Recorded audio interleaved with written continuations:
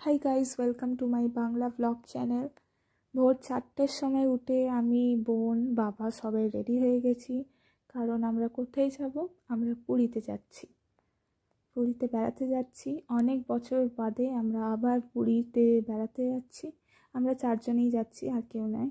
আর আমরা বন্দে ভারতে করে যাচ্ছি। এখানে ট্রেনটা দিয়ে দিয়েছে। আর এইখানে আমি রেডি হয়ে চলে এসেছি। দেখো আমাকে কেমন লাগছে, কমেন্ট করে জানাবে। আর জাস্ট দেখো, ট্রেনটা এত সুন্দর না, সবাই এখানে দাঁড়িয়ে ছবি তুলছে। আমিও ট্রেনটার সাথে অনেক ছবি তুলেছি। তো আমি ট্রেনের ভেতরে উঠে পড়েছি, কারণ ট্রেনটা আর কিছুক্ষণ বাদেই ছেড়ে দেবে। তো ট্রেনটা অলরেডি ছেড়ে দিয়েছে। খুব খুব এক্সাইটেড, কারণ অনেক বছর বাদে পুরী যাওয়া হচ্ছে। চলো যাওয়া যাক। সেদিনকে ওয়েদারটাও খুব ভালো ছিল, আর আকাশটা পরিষ্কারও ছিল, কারণ আমরা আগের বছরে গেছিলাম জুলাই মাসে। তো উঠেই আমাদের কিছুক্ষণ বাদেই চা, বিস্কিট আর এখানে জল দিয়ে দিয়েছে চা করার জন্য। জাস্ট বাইরের ভিউটা দেখো, কি সুন্দর লাগছে না? আর তারপরে আরও কিছুক্ষণ বা 1 ঘন্টা বাদে আমাদের ব্রেকফাস্ট দিয়ে গেছে। ব্রেকফাস্টে কি কি দিয়েছে বোন দেখাবে। আমার তো খেতে খুব ভালো লেগেছে। আর কেক দিয়েছে, রুটি, কেচাপ, জ্যাম, বাটার, আর এখানে ব্রেড আছে। ব্রেডটা খুলে দেখা।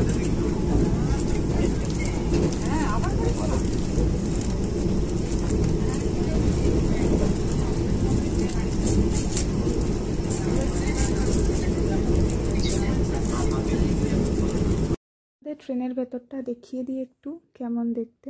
খুবই সুন্দর, আর সিটগুলোও কমফোর্টেবল ছিল। আর একটা বড় উইন্ডো সিটও পেয়েছি। খুব ভালো লাগছিল বাইরে দেখতে দেখতে যেতে। আগের দিনকেই আমার 6th সেমিস্টার এক্সাম শেষ হয়েছিল, আর পরের দিনকেই আমরা পুরীর জন্য বেরিয়ে পড়েছিলাম। তো এখানে আমি, বোন, বাবা, মা, এখানে একটা নদীও দেখতে পাচ্ছিলাম, ওইখানে একটা ব্রিজ, গাড়ি যাচ্ছে। আমি খুব এক্সাইটেড ছিলাম কখন নামবো। 6.5 ঘন্টা কখন যে কেটে গেছে জানলা দিয়ে দেখতে দেখতে। তো আমরা পুরীতে পৌঁছে গেছি। সন্ধ্যেবেলার দিকে সি বিচে গেছিলাম সমুদ্র দেখার জন্য।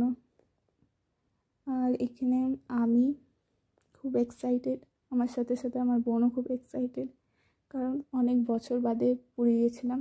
আর পুরীটা না, মানে খুবই ভালো লাগে যেতে আমার, কারণ সমুদ্র আছে, জগন্নাথের মন্দির আছে। এইখানে আমি আর বোন কতই না কথা বলছিল। আর এখানে আমি আর বোন, কি হাসি আমাদের মুখে। আজকে হচ্ছে ডে 2 পুরী ব্লগে। কি করি সারাদিন দেখতে থাকো।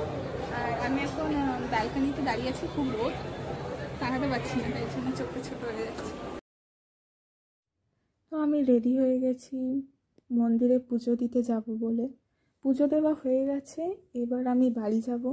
বাড়িতে দুপুরবেলা খেয়ে দিয়ে আমরা গোপন বৃন্দাবন বলে একটা জায়গা আছে পুরীতে, ওইখানেই যাব। জায়গাটা মোটামুটি আমার অতটাই ভালো লাগেনি।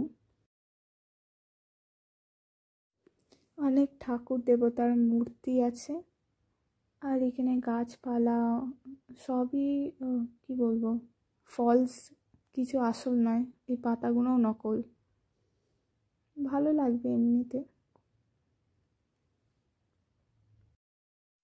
তো এইটা অনেকটা ঘুরে ঘুরে যেতে হয়, অনেকটা বড় জায়গা। তারপরে এখানে একটা কৃষ্ণ ঠাকুরও ছিল, কিন্তু ওর গেটটা বন্ধ ছিল বলে আমি ভিডিও করতে পারিনি। তারপরে এখানে একটা কিসের একটা মন্দিরের মতন ছিল, আমার আর মনে নেই। ভালো এমনিতে। তারপর একটা শিবলিঙ্গের মন্দির ছিল।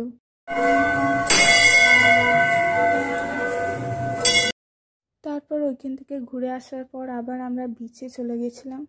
ওখানে সন্ধ্যা অবধি ছিলাম, 8:30, 9টা অবধি। তো বসেই ছিলাম, খুব ভালো লাগতো। সমুদ্রের আওয়াজ, তারপর শাঁখের আওয়াজ,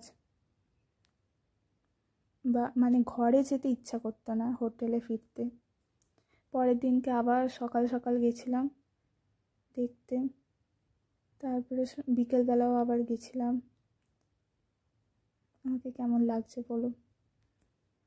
সেই 8টা 8:30 অবধি থাকতাম।